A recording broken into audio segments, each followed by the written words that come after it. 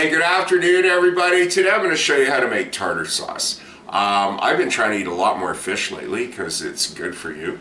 And sometimes it doesn't taste that great. You need a little something to, get it down. And I've always liked tartar sauce, but I do find that some of the brands at the store just really don't taste that good. And the ones that do taste that good are either not available very often or just cost way too much. So I did a lot of digging, as I usually do, and I came up with a recipe that works extremely well. Here's the ingredient list.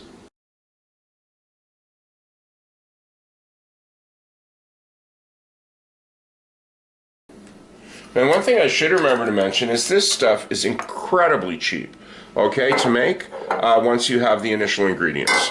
So I'm using real mayonnaise. If you want to use salad dressing, go ahead, but what you would want to do is cut back on the acidic ingredients, because salad dressing, when it's sold as such, has a very nice vinegar tang, and if you might overpower it with too much lemon or pickle juice.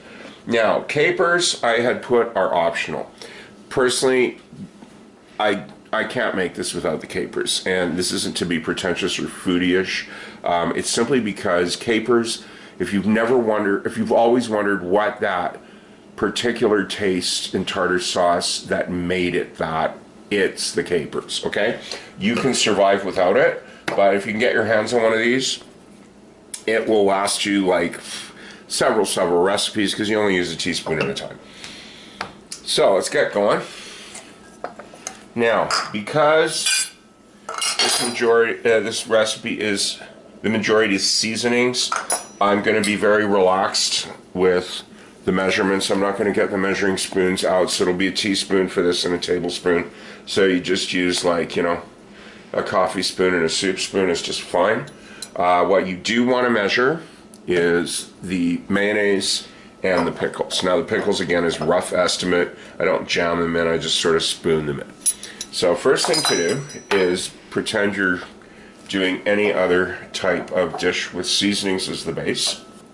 So about a half a teaspoon of mustard should do it. Always shake your Worcestershire sauce or Worcester sauce, however you say it. Well, now this you want to be careful with, because if you go too overboard, the sauce will have an extremely strong flavor and have a really weird color. So just a half a teaspoon. And the lemon juice. Use whatever you can. I would use fresh instead of bottled. Now the reason I'm using bottled, after I tell you not to, is because it's organic. And this is Italian volcanic lemon juice, and it tastes just amazing. I measure the pickles first. And like I said, this is just a rough estimate.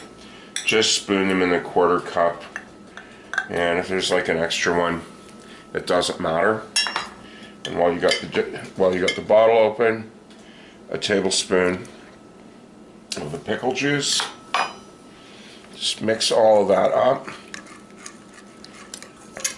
You're going to be mixing it some more, so it doesn't have to be perfect. When it's about like that, just set it aside. Now I like to chop the pickles first. You can get a glove for this, I just use my hands.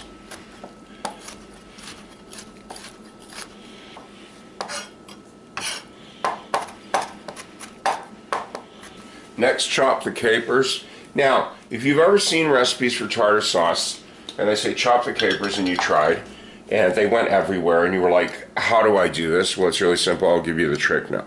So just kind of get some out of here. That's about a teaspoon, okay? Just lay them right on top of your pickles. And while you got this open, get a teaspoon of the caper juice and toss that in.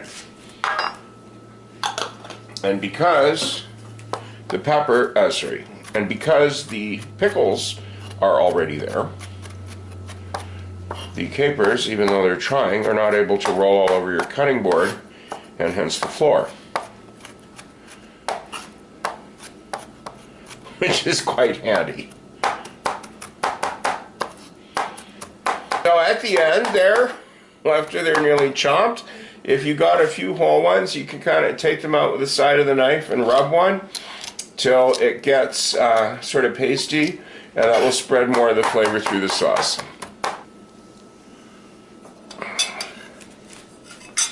Just transfer that to your bowl.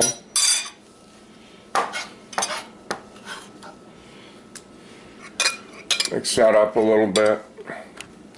You're going to prepare this as you would if you're making like a face cream or something, where what you do is you start with your ingredients. All creams are the same. I mean, this is in essence a cream that you're making, even though it's food. So you start with your ingredients, your seasonings at the bottom, then you add a bit of your base. And you're going, oh my goodness, it's just liquid. No worries. Wait for it. Now by geometric dilution, after you put the next glob in, third bit, you can put all of it. See that thickening up already? The reason why you want to start with small amounts of the mayonnaise is that you're not spending all day chasing chunks around. If I wasn't shooting this video and I was just making it, I could have this done in 5 minutes. It's that quick. And you will never have to go to the store again. I could not imagine wanting to. Plus, if you eat fish fairly regularly, it's going to save you a lot of money. As our finished mixture, I'm just going to pop it in the fridge for a bit, so it sets up and you can see the texture after it's been refrigerated. We're back. It's been setting up in the fridge for about half an hour or so, a little bit more than that. I probably could go longer, but I'm losing the light here. So I'm just going to spoon some in this dish so you can get an idea of the consistency and the color. Obviously you can't see the taste from here. And yeah, I'm going to do a couple of fish recipes, I think, or at least one I've got in mind, so this can accompany that. But for the time being, there's my tartar sauce. As nice, as tasty as anything you would get in the restaurant or the store for a fraction of the price. So, thanks for watching. I do hope you like my recipes, and if you do, please subscribe. See you again.